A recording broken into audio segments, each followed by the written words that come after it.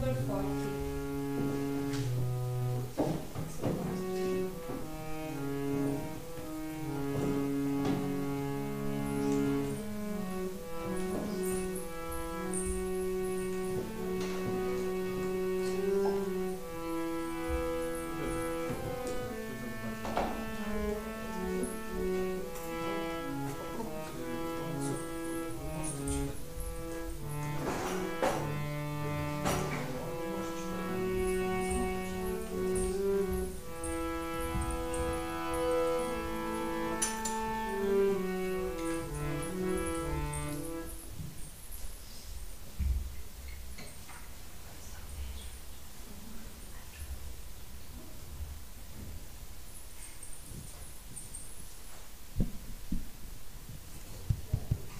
जय श्री जगन्नाथ बलदेव सुभद्रा महाराज की जय।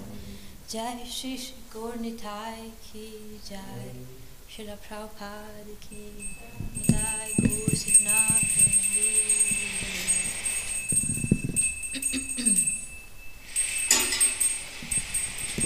श्री कृष्ण चैतन्य प्रभु दया कर मोरे।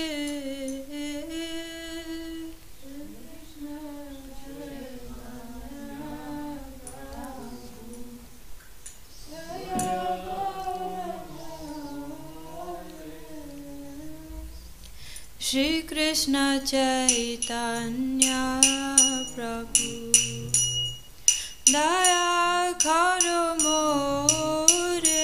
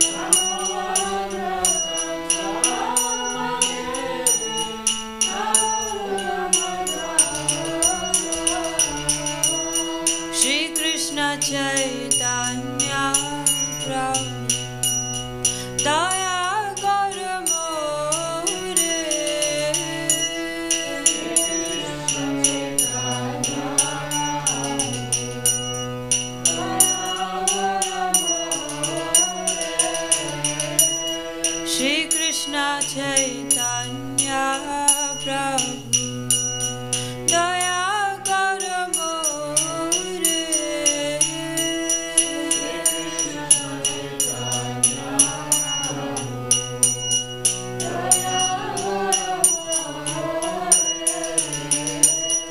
Hare Krishna Krishna Krishna Hare Hare Hare Rama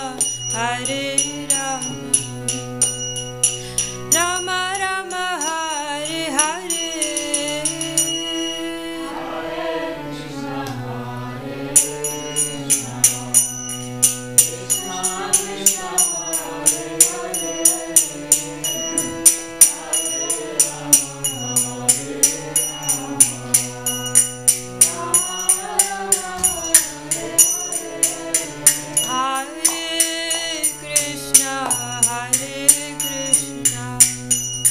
Krishna Krishna Hare Hare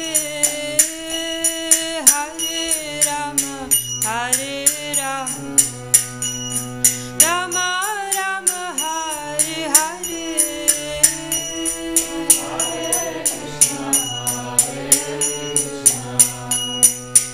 Rama Rama Rama Hare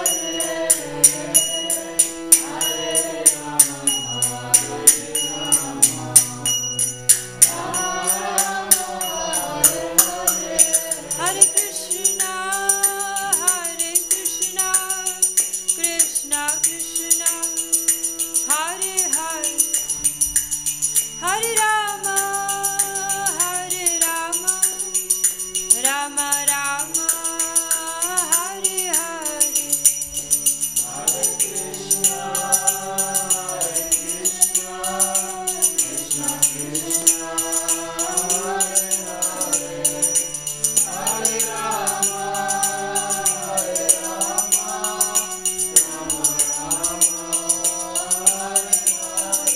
Hare Krishna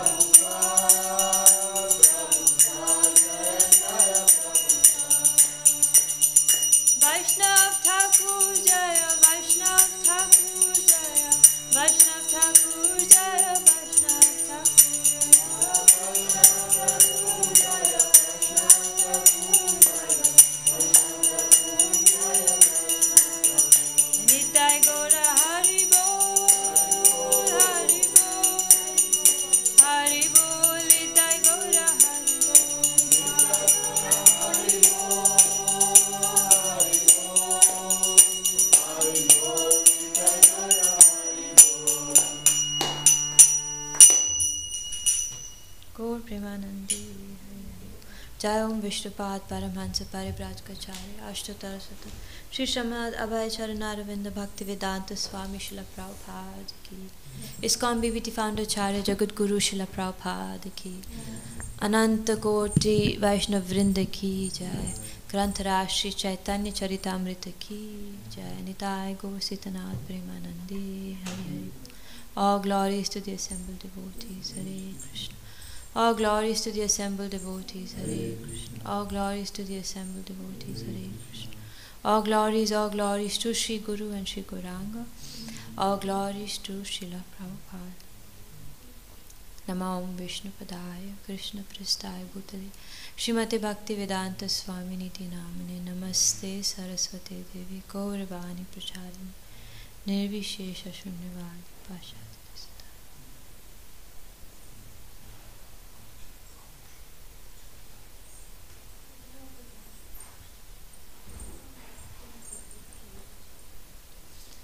Hare Krishna, the devotees. So today we are reading from Sri Chaitanya Charitamrita, chapter 22, text 44 and 45, and we have verse 45 on the board. Jaya Jaya Sri Chaitanya Jaya Nityananda, Jaya Jaya Sri Chaitanya Jaya Nityananda,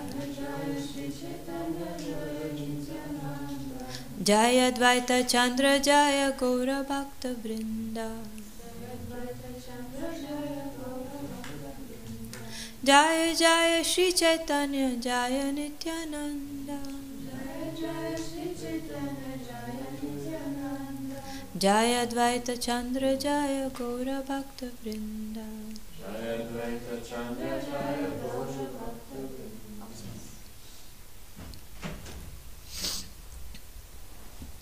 So I will read text 44 and 45 as it is on the board. We'll recite it together.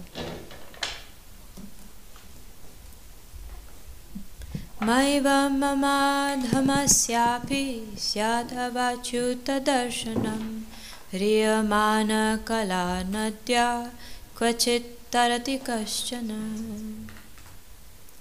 Translation and purport by His Divine Grace A.C. Bhaktivedanta Swami Srila Prabhupada Ki.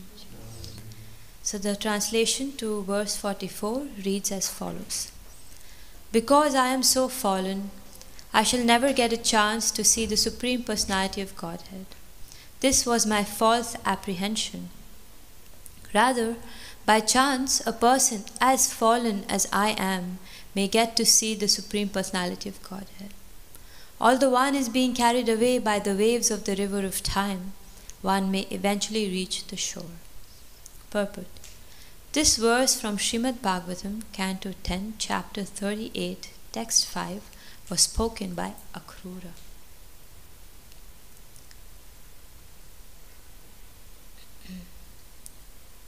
So text 45, as it's on the board. Kono bhagya karo samsara shayan mukhaya. Kono bhagya karo samsara shayan mukhaya. Kono bhagya karo samsara shayan mukhaya. Kono bhagya karo samsara shayan mukhaya. Sadhu Sangha tava Krishna rati upajaya. Sadhu Sangha tava Krishna rati upajaya. Sadhu Sangha tava Krishna rati upajaya. Sadhu Sangha tava Krishna rati upajaya. Kono bhagya karo samsara shayan mukhaya. Kono bhagya karo samsara shayan mukhaya.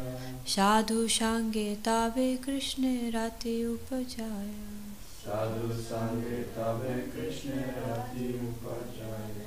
Kono bhagya karo samsara shayan mukhaya. Kono bhagya karo samsara shayan mukhaya. Sadhu Sangha tava Krishna rati upajaya. Sadhu Sangha tava Krishna rati upajaya. Please recite.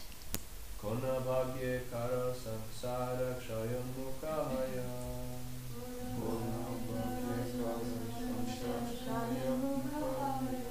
Sadhu Sangha Krishna Rati Upajaya. Sadhu Sangha Krishna Rati Upajaya. Kona bhagye karo samsara kshayon mukaya. Kona bhagye karo samsara kshayon mukaya. Sadhu Sangha Krishna Rati Upajaya. Sadhu Sangha Krishna Rati Upajaya. Vaishnavis.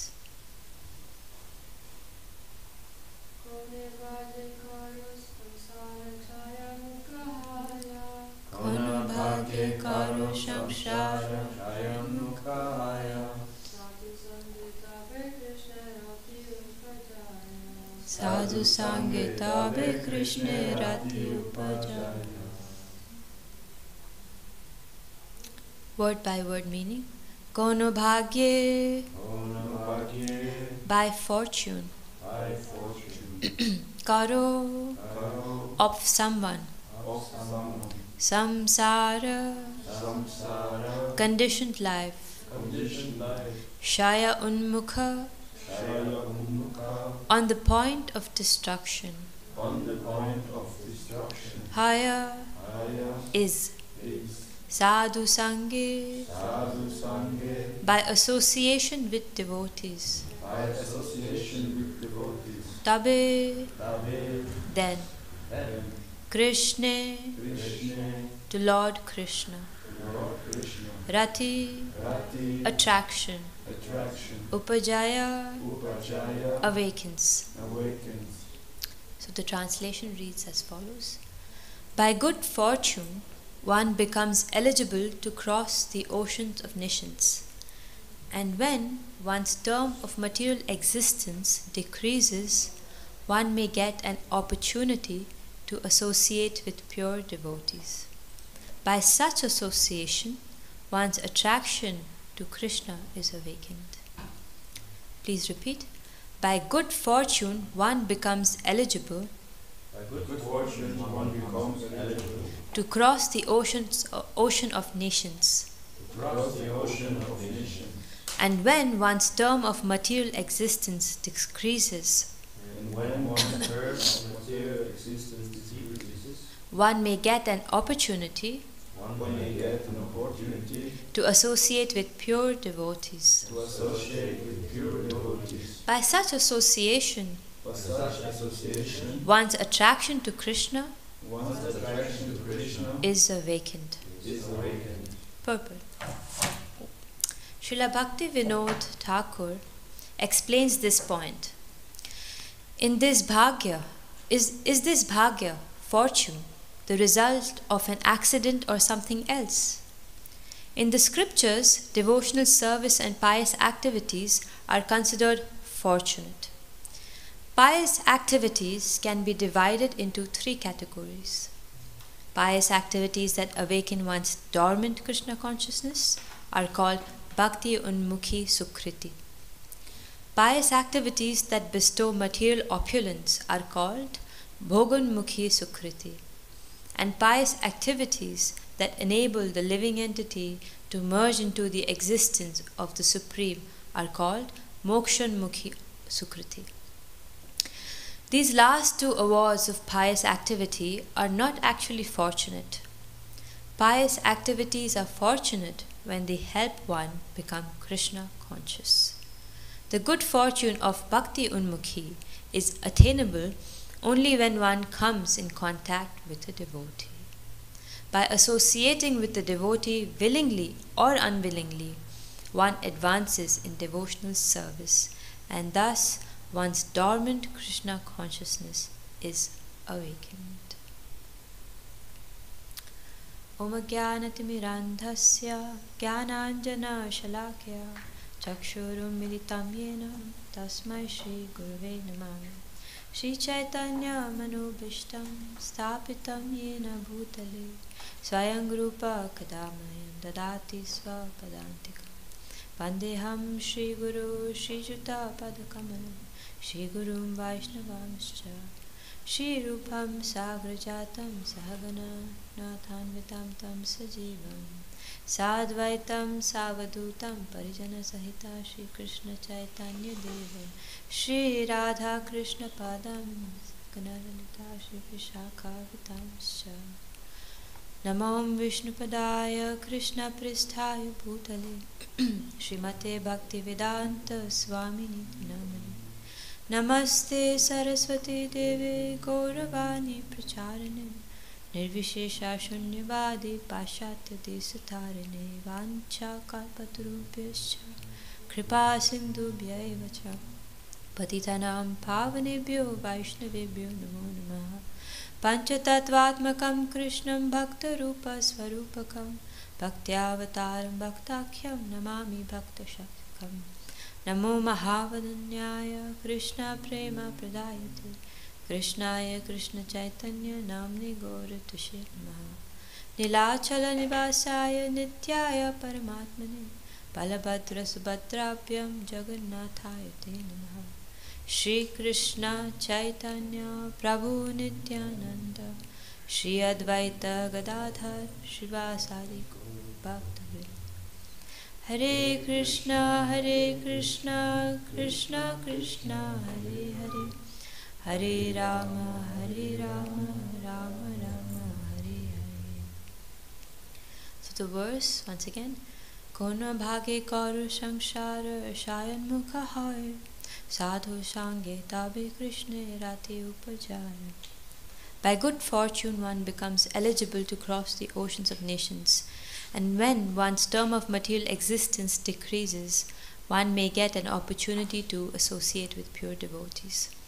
By such association, one's attraction to Krishna is awakened. Hare Krishna.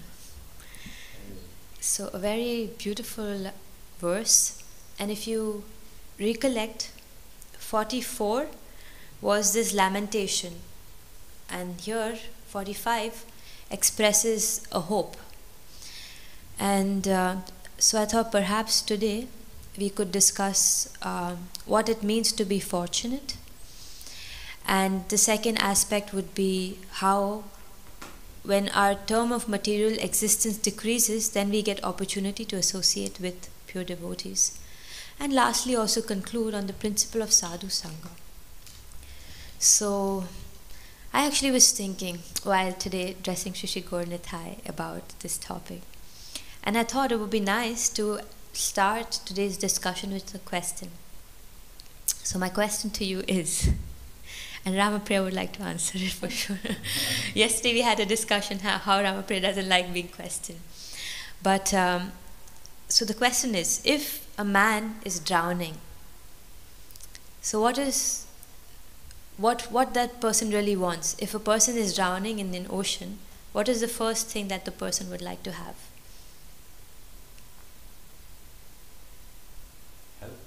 Help, yes. So let's say the person would like a boat, right? So the person can jump into a boat and then get out of the drowning situation. So similarly, all of us, we are drowning in this material existence. And what is the boat we have to escape? Yes, the boat of Sadhu Sangha. So perhaps this could be our theme of discussion, the boat of Sadhu Sangha. And Sri Chaitanya, in Sri Chaitanya Charitamrita also it is mentioned that Sadhu Sanghe Sarva Shastra Koy, Labha Matra Sadhu Sanghe Sarva Siddhi Hoy. That means that at 1/11th, if you have just 1/11th of second or minute, I don't exactly remember, but such a short span of Sadhu Sangha, and that with that you can attain perfection. So such is the prowess of Sadhu Sangha. And I was listening to His Holiness Gaur Govinda Swami Maharaj, and if anyone has heard his lectures, Gaur Govinda Maharaj, so he's like this kind of personality, really an acharya, If you are weak-hearted, you should not listen to his lectures. So Yes, I was listening to a lecture which is actually entitled The Boat of Sadhu Sangha, the strong boat of Sadhu Sangha. And he was iterating, what does it mean? What does Sadhu Sangha mean? And he laid down certain principles of Sadhu Sangha. So the first principle of Sadhu Sangha is that when we associate with devotees, we should associate with full surrender. That means without any reservations. So that's the first principle of Sadhu Sangha. And we also know that there are these 9 stages of bhakti, and the ultimate, samam bonam, or the ultimate fruit as described in Sri Chaitanya Charitamrita, is the fruit of our bhakti blossoming at the lotus feet of Krishna. The starting stage is Sadhu Sangha, then Bhajana Kriya, Shraddha, and then Sadhu Sangha, Bhajana Kriya, Anartha Nivritti. So Sadhu Sangha is a very essential aspect of our spiritual growth. And therefore, this Sadhu Sangha is like the nourishment to our spiritual life. And we see that Gaur Govinda Maharaj highlights this point, that when we meet with sadhus or saintly persons, then we should meet with full surrender. Second point he mentions is Krishna Bhakti Mula Hoy Sadhu Sangha. Sadhurera Sangha. It's like this in Sri Chaitanya Charitamrita also, which says that the root cause of Krishna Bhakti is Sadhu Sangha, or association of devotees. And what is the second principle of association with devotees? That you associate with devotees without duplicity. Which means that when you meet devotees or have the association of each other, you do not have contamination in the heart, which of course is very difficult. But duplicity in itself means that I do not meet with you with an ulterior motive, with another motive. With a clean heart you associate with devotees. Vrindavan Chandra Prabhu is here. Hare Krishna, Vrindavan Chandra Prabhu. We are discussing chapter 12, text 45, Sadhu Sangha, a topic very dear to Vrindavan Chandra Prabhu. So we discussed so far excerpts from Gaur Govinda Maharaj's lecture. First is, he lays the principle. What was the first principle, Ramapriya? To associate with devotees with full surrender. And the second principle is that to associate with devotees without ulterior motive or without any deception. And the third principle of Sadhu Sangha is to associate with devotees with the mood of service. So, in the process of Krishna consciousness, Sadhu Sangha is a very vital aspect. And of course, we know the whole, as devotees, we often hear about Vaishnava Aparada, and which is quite critical, and at least I commit it a lot. And then if you see that once you offend devotees, you can really see your spiritual life declining. And that is really the effect. And in this, there is actually a story we can relate to, that once there was a religious leader. And that religious leader was a Shiva Bhakta. He was a worshipper of Shiva.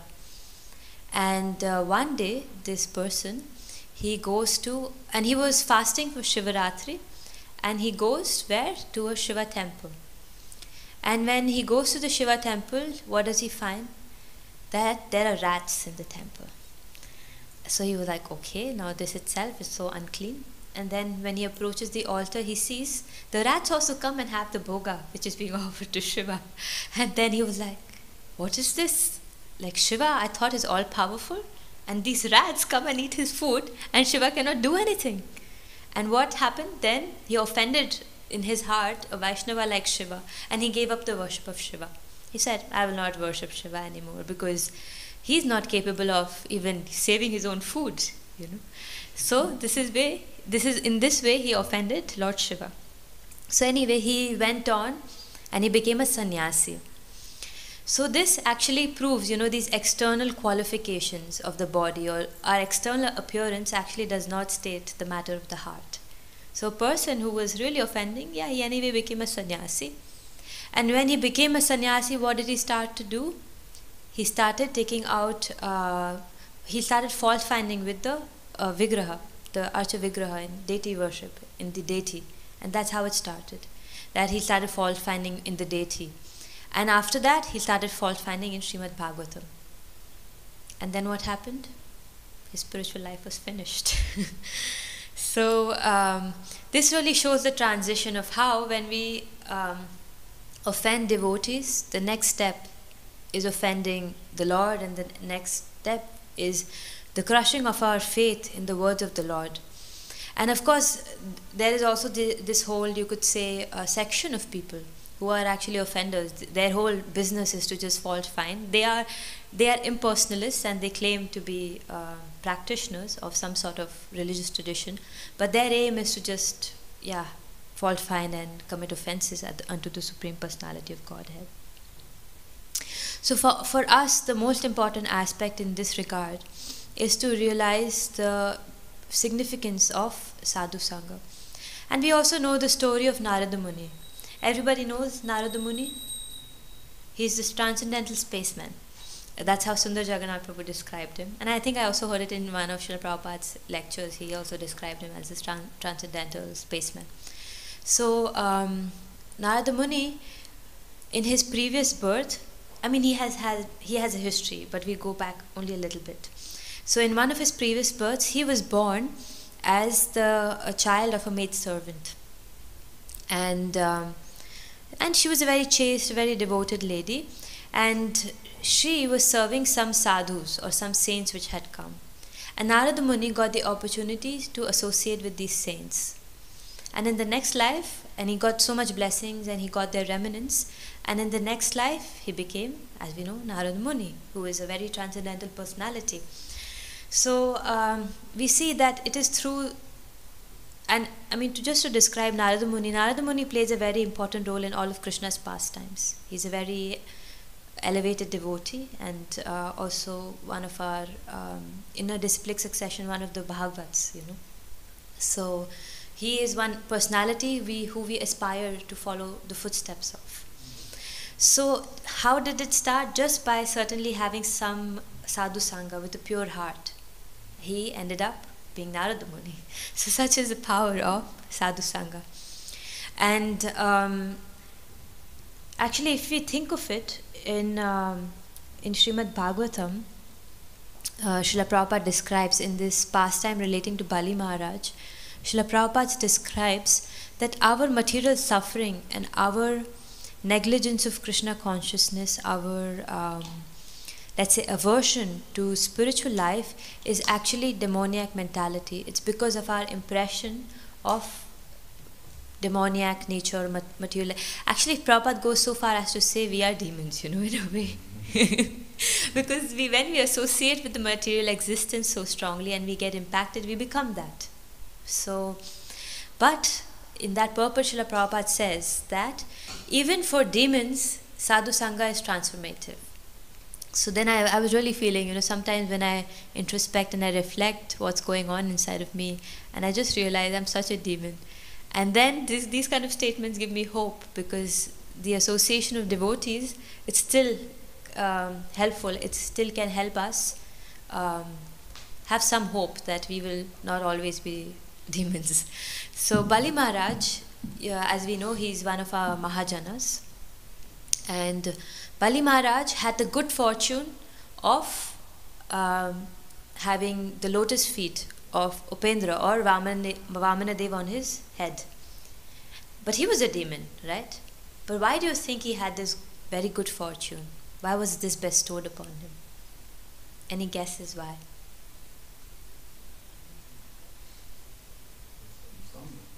Yes, Gokula. Because he's the grandson of Prahlad Maharaj. Excellent, yes. Because he's in the lineage of Prahlad Maharaj. So because of Sadhu Sangha, in his lineage, he got the opportunity of having the lotus feet of the Lord on his head.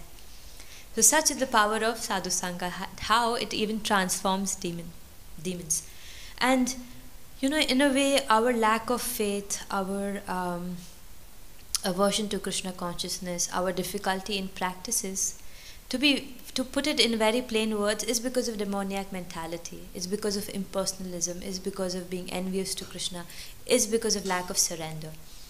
So Sadhu Sangha therefore is our hope in that regard, that we can transcend these dualities and strengthen our Krishna consciousness or our practice of Krishna consciousness. So in the purport, Here the bhagya or fortune is described. And it is said that what is the most important fortune? Bhakti Unmukhi. Jai Shri Shri Jagannath Baladev Subhadra Maharaj Ki Jai.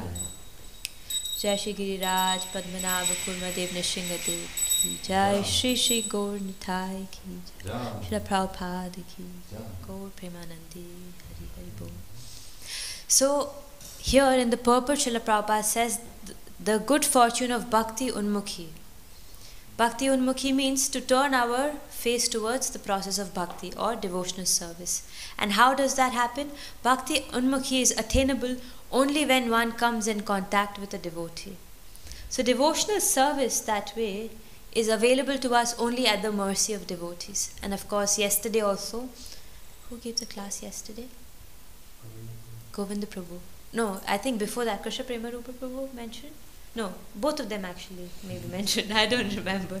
But one of them or both of them mentioned this Damodar Leela of how our endeavor is important but also mercy. Yes, Govinda Prabhu mentioned it yesterday. And the day before we were, because there was this question from Dina Dayal Prabhu about mercy. And we discussed actually, okay, it's endeavor but also mercy. You know, it's like this dual process. So, and this mercy is available to us in the form of Sadhu Sangha. And Sri Chaitanya Mahaprabhu himself actually led a life of example because he came into this world as a devotee, right? As a practitioner. And what did he show? He actually showed that his devotion was increasing because of Sadhu Sangha. And who did he associate with? Ramananda Rai, Swarup Damodar, you know, very fixed up devotees. And he's a Supreme Personality of Godhead, so you know he's absolute, he's complete. But he showed how associating with Ramananda Roy, the love in his heart for Krishna evoked. So this is the importance the Lord lays upon Sadhu Sangha.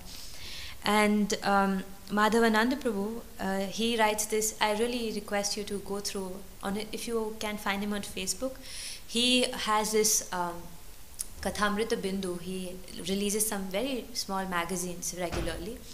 And this time, this issue was how the sadhu cannot be seen by material vision. So, there is a story of Bhrigu Muni. I read this also in he also gives this example in his magazine. So, Bhrigu Muni is one very elevated saint. He is a son of Brahma. And Bhrigu Muni was once, some sadhus came to Bhrigu Muni and asked him, who among Brahma, Vishnu and Shiva is the highest? And Bhrigu Muni said, okay, let's find out. So what happened then? Bhrigu Muni, he went to Brahma. And when a son goes to the father, you know, he gives some respect. But Bhrigu Muni was very offensive. Brahma was saying something, he just did not pay heed. You know, when you are teenagers and you want to annoy your parents, try this. I mean, nobody, like, maybe we've all done it already. But what happens, your parents, they're talking to you, you just ignore it. And they'll be furious. I've tried it, it's quite bad. So, that's what Bhrigu Muni did. Brahma was talking, you will face it, you have children coming up. So, Brahma was talking and he was like, yeah, whatever. So, Brahma got really agitated, you know. And then Bhrigu Muni realized, okay, so Brahma is not the topmost. So he went to Lord Shiva. So Lord Shiva was there with Parvati. And there, so what happened was, Lord Shiva saw, because Lord Shiva is also, you could say, Lord Shiva appeared from the third eye, Rudra. So he's also considered as a son of Brahma in a way. So Lord Shiva saw Bhrigu, who is also a son of Brahma. He said, oh, my brother. And he ran to hug him. And Bhrigu said, oh, hang on. You cannot hug me. I am a saint. And look at you. You reside with ghosts. And you have ashes all over your body. You are highly unclean. So please do not embrace me. And Shiva was so agitated and angry. He was about to attack him. And then Parvati held on to Shiva's feet and said, my lord, please control your anger. So then Bhrigu realized, okay, so even Shiva is not the topmost or highest. And then the third was Vishnu. So Bhrigu Muni goes to Lord Vishnu's abode. And there he sees Lord Vishnu is lying down and Lakshmi Devi, his consort, is massaging his feet. So he saw this, he said, okay, Vishnu is already relaxing, and he straight went and kicked the chest of Lord Vishnu. Imagine you sleeping and somebody just comes, I don't know, maybe you have it in the Prabhu ashram sometimes, but somebody just comes and kicks your chest and you just wake up. I don't know, if someone would do that to me, I would wake up so angry. I mean, if someone's talking outside my door loudly and I have to wake up tomorrow morning early, I already get so angry, you know. And then imagine if you're sleeping and somebody comes and kicks your chest. So it happened that Bhrigu Muni just straight went for the chest and really hard he kicked Lord Vishnu. And Vishnu woke up and he said, "Oh, Bhrigu Muni, I'm so sorry." That was his reaction. He was like, "You are a saint and you arrived, you are a sadhu, you arrived and I did not pay proper respects to you. Please forgive me." That was the reaction of Vishnu. And then Bhrigu Muni realized, okay, so Lord Vishnu is the topmost. Why? Because of his disposition, because of his humility. And so the excerpt of this, or the, let's say, the summary is, also the Lord glorified his devotees in a way. The Lord is the topmost, but through this pastime, Bhrigu Muni, kicking the chest of the Lord and the Lord happily accepting it, is also glorifying the devotee of the Lord. So such is the importance of devotees. And of course here I am preaching to myself, because of course when we are in association of devotees, we have to time and again remind ourselves, how important it is. And it is said how when you have if you have a bag and you put too many utensils in it, there is a lot of noise. And sometimes in our lives also it happens that, when many of us are together, there are noises. So, but the most important part is to come back to this principle, how Bhakti Unmukhi, our face will be turned towards devotional service only when we are in contact with devotees. And most importantly, actually, we should also remember how the service to the spiritual master is, because Sadhu Sangha, or saintly person, who is a sadhu? Sadhu is a saintly person. And Gaur Govinda Maharaj in this lecture, The Strong Boat of Sadhu Sangha, describes that the spiritual master or a sadhu is fully dedicated, Anya Bhilashita Shunyam, we know this verse, that he has no other desires, he's unmotivated, and he serves just for the sake of service. His whole life is about Krishna consciousness. So the spiritual master is such a personality. And every morning we also sing Shakshat Varitvena Shamasa Shas. The spiritual master is the representative of Krishna himself. He is a manifestation of the scriptures, and he, in a way, it is said that the spiritual master is Paramatma, which is manifested outside. So we all know we have Paramatma, the super soul in our heart. And when we are sincere, and that is why I would like to bring your attention here, it is said in the translation, when one's term of material existence decreases, one may get an opportunity to associate with pure devotees. And we see this in Canto 4 in the pastimes of Dhruva Maharaj, that when there was sincerity in the heart, then a spiritual master came across. He came across a spiritual master.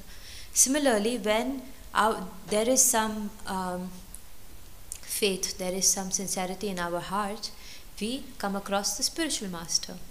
And then immediately we should surrender to such a spiritual master. And what happens then? That when we surrender to the spiritual master, we are, it is said,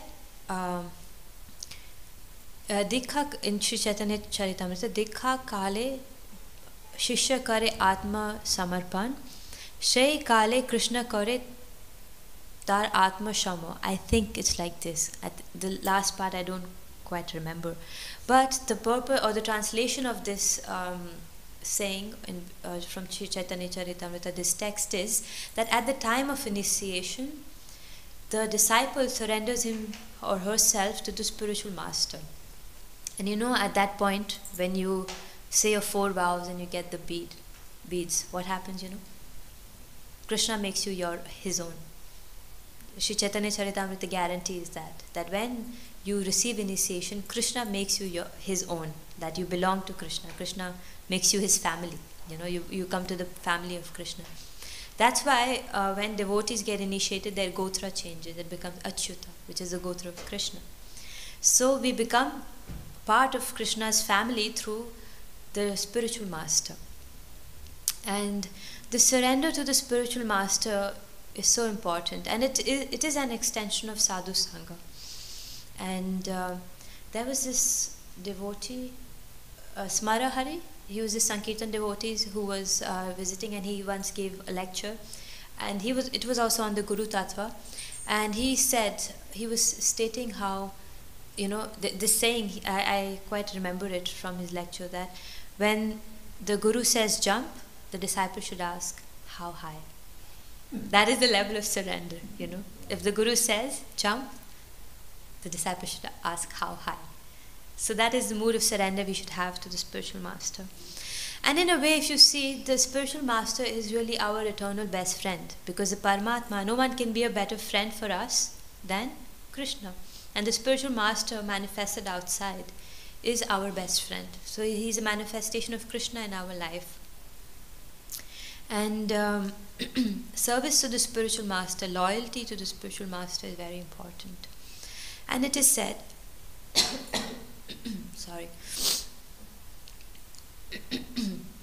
that by such associations, one attraction to Krishna is awakened. In the translation, it is mentioned. And it is only through the Sadhu Sangha that you could say the Bhakti Lata Bij is watered. In Sri Chaitanya Charitamrita it is also mentioned, Shravan Adi Shuddha Chitte Karaho Uday. The seed of devotional service in our heart is watered through Shravan, or hearing. And who do we hear from? We hear from saints, we hear from sadhus. So regularly hearing from sadhus, or regularly hearing from our spiritual master, from Srila Prabhupada, is so important. And sometimes devotees might feel that I haven't formally taken initiation yet.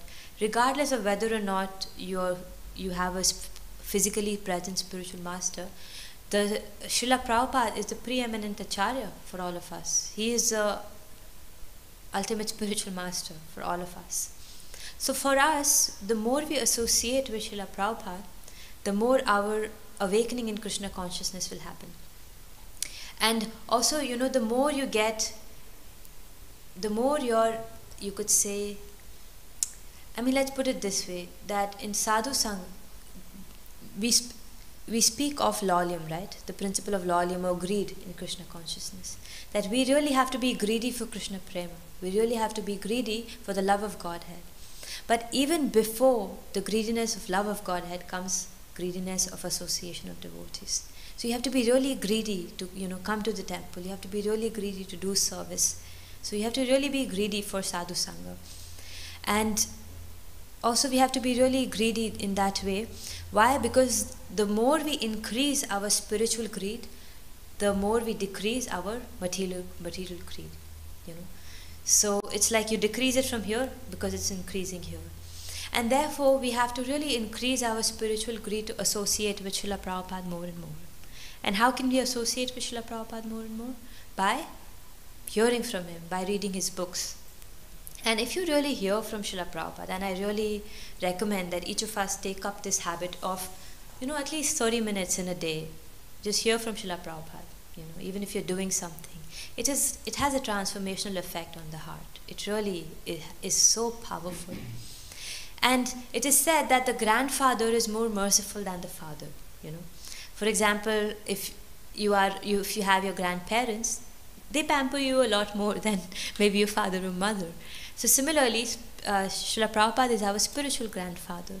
And when we come begging to him for mercy, he will be even more merciful because his heart is so soft. And the last point is a devotee willingly, by associating with a devotee willingly or unwillingly, one advances in devotional service.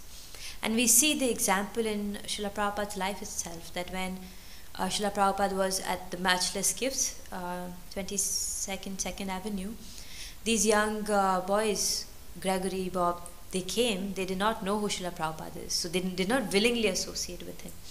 And Achyutananda writes in his book how Achitananda Goswami, sorry, yeah, he writes in his book The Blazing Sadhu.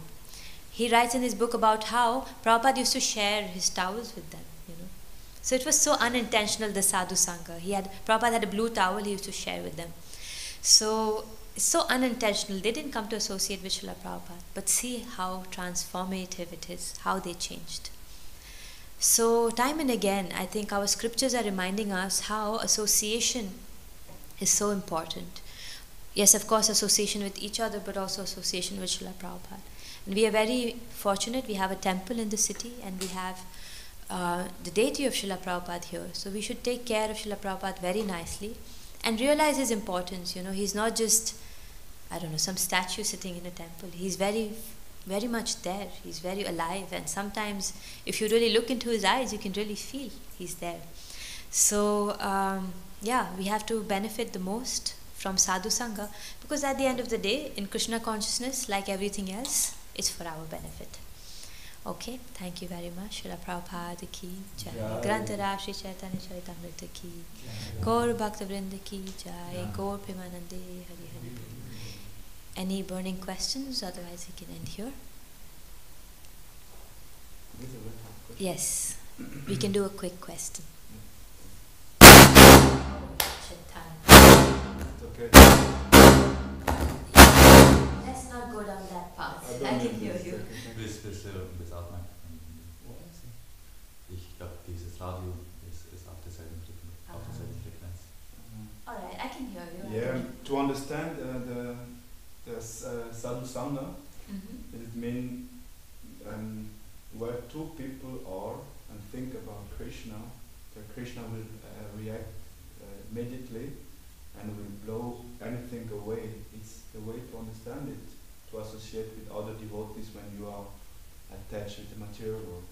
Very nice question. So the question is on Sadhu Sangha, what is the principle? Like two people come together and they discuss about Krishna, and then let's say the material contamination maybe fades off. That's what. So the thing is that like my Guru Maharaj, His Holiness Bhakti Swami Maharaj said something about association. It means association of devotees is appreciation of devotees. So of course generally, I think not just for devotees, for any human or anybody, any living entity, when we come together, we should come with the mood of appreciation. That's the starting point. You know, you come with a positive mood. And then the next aspect is what is Sadhu Sangha really? The element is when two devotees come together, they talk about Krishna. Yes, not Prajalpa. Prajalpa means mundane talk. So the basis of Sadhu Sangha is activities about Krishna, hearing about Krishna, reading about Krishna. Everything is relating to that. Yeah. So what happens is that Krishna is so pure, and he, you know, when you talk about Krishna, and Krishna says to Narada Moni that Naham Vasati Vaikuntha, in this verse, he says, I'm not in Vaikuntha, I'm not here nor there. Where am I? Wherever my glories are discussed. So Krishna himself is present. And as soon as, you know, that's the thing, like, my Guru Maharaj would always say that if you keep Prabhupada in the center, we can always cooperate. And so when we keep Prabhupada in the center, the spiritual master in the center, Krishna in the center of our relationships, then our relationships are very smooth, you know. Just when we get ego and when we get our material baggages in, identity of me, mine, and I, you know, why did she say this, why did he say this? When we get that, then there is disturbances. But if we really keep Krishna in the center, every material contamination and attachments go away. So of course we should come together with a mood of appreciation and service also. And always make it a point that when we are together to be Krishna conscious. And then there will be no, you know, but at the same time, when we are associating, we have to understand that we are in the material nature. And it is said Kali Yuga is the age of quarrel. So there will be disturbances, there will be difficulties in relationships, or, you know, you will have, you know, we all have our conditioning, the way we are brought up or whatever. So we reflect that in our relationships also. You know. So even if we are, like you and I, we have a Sadhu Sangha, we discuss about Krishna. But at some point, you know, we might go off it, you know, and then our material contamination is reflected. But we have to also understand this is a side of material nature.